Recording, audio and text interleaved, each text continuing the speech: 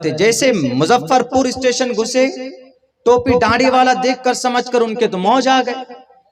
हमने कहा कि भैया गाड़ी रखनी है यहाँ पर, पार्किंग करनी है 24 घंटे के लिए। क्या बोलता है 240 रुपए लगेंगे मौलाना।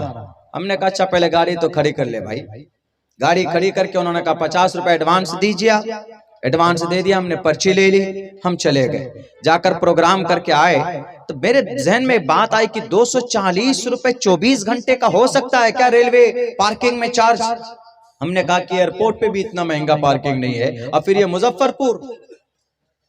मैंने फौरन उसको सर्च करना शुरू किया। उसके ऊपर हमने थोड़ी सी जानकारी नहीं थी पहले से, हमने उसके ऊपर जानकारी हासिल की। 5 से 10 मिनट के अंदर में पूरा सारा लिखकर मेरे सामने आ गया। मैंने महफूज कर लिया उसको। उसके बाद जैसे ही गाड़ी के पास गए, चाबी निकाल के गाड़ी में जैसे ही गए तो उधर से एक आता उठ के, हाँ मौलाना साहब आपकी गाड़ी 2 दिन से है, जरा पर्ची दिखाइए और जो बाकी पेमेंट है वो कीजिए। हमने कहा ठीक है करता हूँ, गाड़ी में बैठ जाऊं। पहले पर्ची निकाल के देता हूं मैं, 50 रुपए ऑलरेडी जमा। तो कह रहा है क्या कि 480 रुपए दो मौलाना, 24 घंटे नहीं 36 घंटे हो गए आपके, तो अगले 48 घंटे तक का चार्ज जोड़ा जाएगा। हमने कहा कि 480 नहीं दूंगा, 70 रुपए सिर्फ दूंगा जो तुम्हारा बनता है। बोला कहां 480 और कहां 70। हमने कहा कि भाई इतना बनता है आपका, आपको हम इतने ही दे पाएंगे, इससे ज्यादा नहीं दे पाएंगे। बोला 240 के हिसाब से 24 घंटे में कितना बनता है मौलाना, आप ही जोड़ कर बताइए, आप तो मौलाना साहब हैं। हमने कहा कि समझ रहा हूं मौलाना साहब, समझ करके जो तुम पॉकेट खाली करना चाह रहे हो ना, आज पुंगी बजाऊंगा तुम्हारी में। जलसे में जाना था नहीं। हमने कहा कि टाइम है हमारे पास अच्छा खासा, 15-20 मिनट लगेगा। उधर दूसरा वाला आता है कि पैसे नहीं दे रहे हैं मौलाना साहब, 70 रुपए दे रहे हैं, और कह रहा है कि नहीं 70 ही दूंगा, इतना ही हो रहा है। तो कहा एक गाड़ी वाले से कहा, वो शायद माल बॉडी गाड़ी, रे गाड़ी लगाओ, बंद कर दो रास्ता, ये पैसे नहीं दे रहे मौलाना साहब।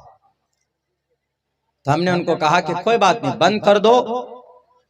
तुम्हारे यहाँ स्टेशन की जो चार्जिंग फीस है, साइकिल की फीस 24 घंटे के लिए 30 रुपए है, और 4 घंटे के लिए 20 रुपए है। टैक्सी एंड कार के लिए, प्राइवेट कार के लिए 4 घंटे के लिए 45 रुपए है, 24 घंटे के लिए 60 रुपए है, और अगले 24 घंटे को जोड़ लो तो 120 रुपए होता है तुम्हारा। बोला कहाँ है? हमने कहा कि कहाँ है, तुम लिस्ट लाओ, कहाँ तुम्हारे पास लिस्ट होना चाहिए ना। बोला कि नहीं नहीं लिस्ट नहीं, इतना ही चार्ज लगेगा आपको 240। दूसरा आ गया वो 2, हम अकेले।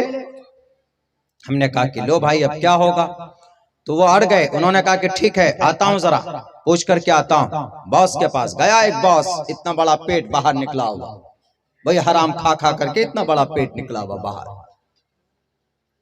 वो कह रहा हाँ मौलाना साहब पैसे दे दीजिए, भीड़ हो रही है और गाड़ी आप निकाल लीजिए, आप चलिए 480 और आप 400 दे दीजिए।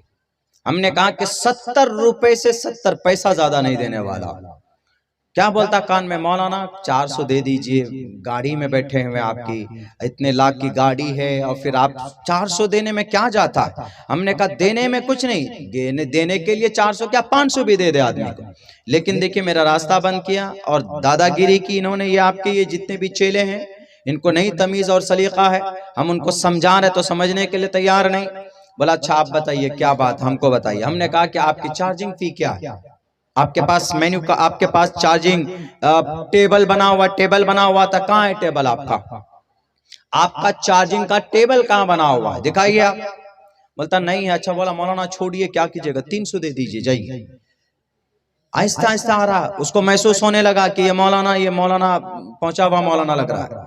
तब हमने उनको कहा कि आइए बॉस साहब आप आइए देखिए। मैंने मोबाइल निकाले, उसको खोल करके सब कुछ दिखाया। हमने कहा कि देखिए increase the charging fees of parking in Muzaffarpur railway station has been increased in 2020 on 19 March 19 मार्च सन 2020 को आपका ये फेयर चार्ज बाज़ाब्ता इम्प्लीमेंट हुआ है मुजफ्फरपुर रेलवे स्टेशन में। वो चार्ट लेटेस्ट मेरे पास मौजूद है, देखिए। उसके बाद नहीं रुका वो बॉस साहब चले गए, उनको कहा मौलाना जितना देता है रख लो, उनको पता है कि अगर FIR अभी हो जाता है हम पर, अगर कोई कंप्लेन दर्ज हो जाता है कि 240 रुपए 24 घंटे के हिसाब से मांगा जा रहा, तो उनके लाइसेंस रद्द हो सकता था, उनका जो कॉन्ट्रैक्ट था वो खत्म हो सकता था। हमने कहा उनको कि मौलाना टोपी और दाढ़ी वाला देख कर कैसा कर रहे हो ना, अभी बजा दूंगा यहीं पर बैंड। वो समझ लिया कि मौलाना पहुंचा हुआ लग रहा है कि फौरन जो दे रहा लेकर रख लो। 70 रुपए मैंने दिया और 120 रुपए देकर के हम आए। देखिए कहां 480 और कहां 120। तो हमने वहां इसलिए फाइट किया, वहां पे हमने वहां पर इसीलिए उनसे मुकाबला किया, बात की उनसे। वो सारे तीनों बेईमान एक तरफ, मैं एक तरफ अकेला। वो पूरी झुंड अगर आते तो मुझ पर कुछ भी कर सकते थे, लेकिन नहीं। अगर आपके पास नॉलेज है, यू बिकम सक्सेसफुल पर्सन। आप कहीं पर भी कामयाब हो सकते हैं, आप कहीं पर भी जानकारी के बलबूते पर किसी से भी आप बहस कर सकते हैं, बात कर सकते हैं। तो ये चीज हमारे नौजवानों में कैसे आएगी?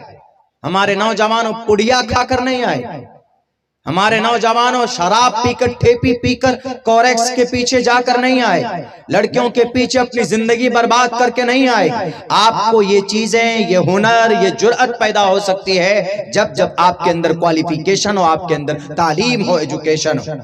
यहूदी ने अपनी तारीख बदली तालीम से, तालीम से अपनी तारीख बदली यहूदियों ने। हमारा बच्चा है तालीम के मैदान में आगे नहीं, रजनीगंधा पत्ती डालकर मुंह में डाल लेंगे और उनसे पूछिए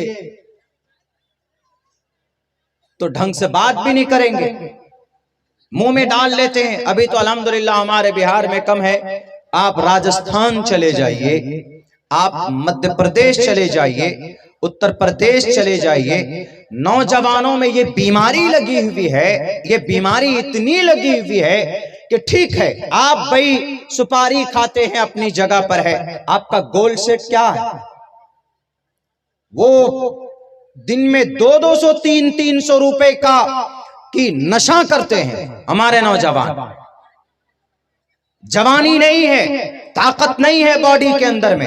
ताकत बनाना, बॉडी बनाना सुन्नते रसूल है कि सुन्नते अंबिया है कि नहीं? सुन्नते रसूल है कि नहीं? आज हमारा जवान बॉडी बिल्डर है, वो बनाता है क्या, 6 पैक बनाता है, किसको देखकर? अजी जवान फिल्म में बड़ा अच्छा स्टाइल शाहरुख खान का, वही देखकर हम बॉडी बनाते हैं, वही फैशन अपनाते हैं।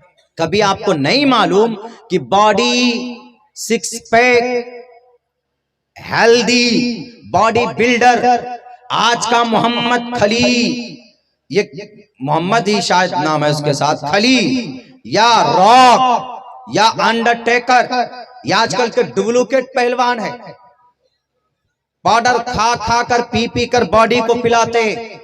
असली बॉडी बिल्डर कौन थे पता है?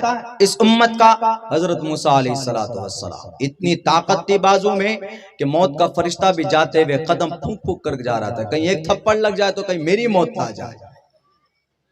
उनकी ताकत का अंदाजा पता है कितनी ताकत? इतनी ताकत थी कि उस जमाने में जो फिरौनी हुआ करते थे बड़े ताकतवर होते थे, तो हजरत मूसा अलैहिस्सलाम ने सिर्फ एक थप्पड़ मारा था, एक थप्पड़, फवकज़हु मूसा फक़ज़ाले, वहीं पर ढेर हो गया, वहीं पर मौत हो गई। तब हजरत मूसा अलैहिस्सलाम वहां से चलते बने थे, क्योंकि ताकत उनके पास में नहीं थी, ऐसी ताकत। इसलिए बॉडी बनाओ तो सुन्नत रसूल समझकर बनाओ कि कोई बात नहीं, हम बॉडी बना रहे हैं, हजरत मूसा की तरह बॉडी होगी हमारी। नीयत, इंटेंशन चेंज करें। Deeds will be judged by the intention. आप बॉडी बनाइए, अपनी सेहत बनाइए, अपनी सेहत पर ध्यान दीजिए, खाने पर ध्यान दीजिए और अपनी जिंदगी का एक गोल सेट करो, तभी कुछ होगा। वरना आजकल का जवान हवा पहलवान, यूं फूंक मार दो तो उड़कर कहीं से कहीं चला जाए हमारा जवान। इसलिए कि शराब पीकर, नशा करके अंदर से खोखले हो चुके, खोखले। कहिए कि जरा 2 किलोमीटर दूर दौड़ जाओ सुबह को, अभी हाँपेंगे, कांपेंगे। यहूदी बच्चा, हर 17 साल की उम्र की बच्चे की ट्रेनिंग होती, हर 9 साल के बच्चे की उम्र की अलग ट्रेनिंग होती, हर 6 साल के बच्चे की उम्र की अलग ट्रेनिंग होती। आज जो यहूदी इतना दंदना रहा है, ऐसे नहीं। हमारे और आपके तरह शराब पीकर और जिहालत की जिंदगी गुजार कर नहीं, बल्कि उन्होंने अपनी जिंदगी पर पिछले 75 साल में जितनी मेहनत की, शायद किसी कौम ने अपनी जनरेशन पर इतनी मेहनत नहीं की। वो तालीम के लिए मैदान में आए, बड़ी बड़ी यूनिवर्सिटी बनाई उन्होंने, बड़े बड़े तालीमी इदारे बनाए। किसने? यहूदियों ने। एक एक फर्द ने मिलकर उन्होंने देखा कि अगर जिंदगी के ऊपर कब्जा किया जा सकता है, अगर दुनिया के अंदर सरदार बना जा सकता है, आज दुनिया से अगर मगलूब नहीं गालिब होना है दुनिया के ऊपर, तो हमें मोहम्मद का तरीका अपनाना होगा। और उन्होंने मोहम्मद के तरीके के मुताबिक यानी तालीम को आगे लेकर आए, और तालीम में सबसे पहला नंबर इस्लाम ने दिया है, इसलिए कि अल्लाह के नबी अलैहिस्सलाम को जो पहली वही आसमान से जमीन के ऊपर जो दी गई, पहुंचाई गई, वो तालीम का था, इक़रा का था कि नहीं था? इक़रा बिस्मि रब्बिकल्लज़ी खलक़, इक़रा बिस्मि रब्बिकल्लज़ी खलक़, खलक़ल इंसान मिन अलक़। इक़रा का मतलब पढ़ो।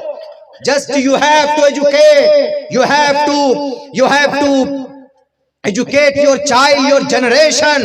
आप अपने बच्चों को तालीम दो, आप खुद को तालीम याफ्ता बनाओ, ताकि आपको कहीं पर भी रुसवाई का और जिल्लत का सामना न करना पड़े।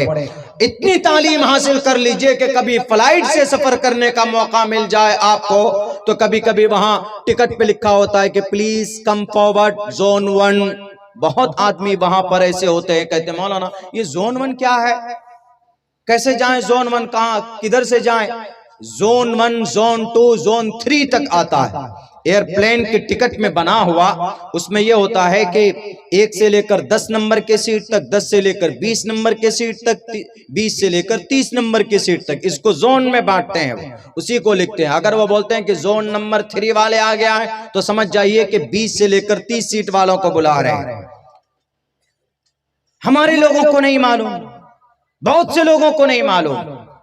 ये मालूम होना चाहिए, ये पता होना चाहिए हमारे लोगों को। एक आदमी झगड़ा कर बैठा है, नहीं हम हवाई जहाज में विंडो साइड में बैठेंगे, ये हमारी सीट ABC, C नंबर की सीट, A में रॉ 1 नंबर डाल के उसमें C नंबर सीट है, आप उसमें उलझ जाएंगे। कभी कभी जो हमेशा जाता उसी को पता चलता, तो वह आदमी C नंबर सीट वाला विंडो साइड में बैठ गया फोटो वोटो लेने के लिए कि भाई देखेंगे नीचे कि नीचे का नजारा कैसा होता है। झगड़ा कर लिया आपस में बैठ कर रॉ में, हम पास में ही थे, उसी रॉ में दूसरी तरफ हम बैठे हुए थे। हमने कहा कि वो कहता कि नहीं ये विंडो साइड हमारी सीट है, हम बैठेंगे। अब वो जो बेचारा विंडो साइड वाला था वो कह रहा कि भाई साहब आपकी ये सीट नहीं है, आपकी यहाँ रास्ते वाली सीट है जो बिल्कुल किनारे में। बोलता नहीं नहीं ये देखिए C नंबर सीट है, वो इधर से रास्ते से जोड़ रहा ABC, ये विंडो पे आ रहा है। हमने कहा कि विंडो लिखा हुआ है ना ऊपर में, विंडो साइड में हमेशा फ्लाइट में A और F, ये सीट ये नंबर जिसका भी हो A और F, तो समझ जाइए विंडो साइड की सीट होती है। बेसिक चीजें नौजवानों को, जनरेशन को जरूरत है कि जानकारी हो। जानकारी अगर है तो आप हर फील्ड में, हर मैदान के अंदर में आप योद्धा हैं। अगर आप तालीम याफ्ता नहीं है, आपके पास एजुकेशन नहीं है, हमारी इस देश की दुर्गति क्यों है? सिर्फ 2-3 लोग कुर्सी इख्तिदार पर बैठकर इस देश को चला रहे हैं और हिंदू मुसलमानों के बीच में नफरत की बात करते। मैं शुक्रिया अदा करता हूं गुजरात के हाई कोर्ट का, जिन्होंने अभी कल फैसला दिया। हाई कोर्ट ने अजान के ऊपर एक विश्व परिषद का एक नेता फौरन वहां के high court, Gujarat high court में एक फाइल दाखिल करता है, एक पिटिशन दाखिल करता है कि हम अजान लाउड स्पीकर पर बैन होना चाहिए, हम इस पर एप्लीकेशन दाखिल करते हैं। तो गुजरात के जो 2 जजों की जो बेंच है उन्होंने क्या कहा पता? बहुत अच्छा कमेंट किया इसके ऊपर, बहुत अच्छी, उन्होंने बहुत अच्छा फैसला, बहुत अच्छी डिसीजन उनकी रही। उन्होंने कहा ठीक है, अगर अजान से नॉइज पॉल्यूशन, मतलब आवाज के जरिए से पॉल्यूशन होती, गंदगी होती, नॉइज पॉल्यूशन का ये मतलब, अजान से नॉइज पॉल्यूशन अगर आप मानते हैं तो और भी तो बहुत सारे काम होते हैं। माइक के जरिए डीजे बजता है, कीर्तन भजन होता है, शादी ब्याह में पूरी रात डांस, डिस्को और मुजरा फला डिमाका होता रहता है। और नेताओं के प्रोग्राम होते हैं, इसके ऊपर तो कोई नॉइस पॉल्यूशन के ऊपर आपने पिटीशन दाखिल नहीं किया। कहा कि ये पुराना अकीदा है, सदियों से चला आ रहा है, हम अजान पर पाबंदी नहीं लगा सकते।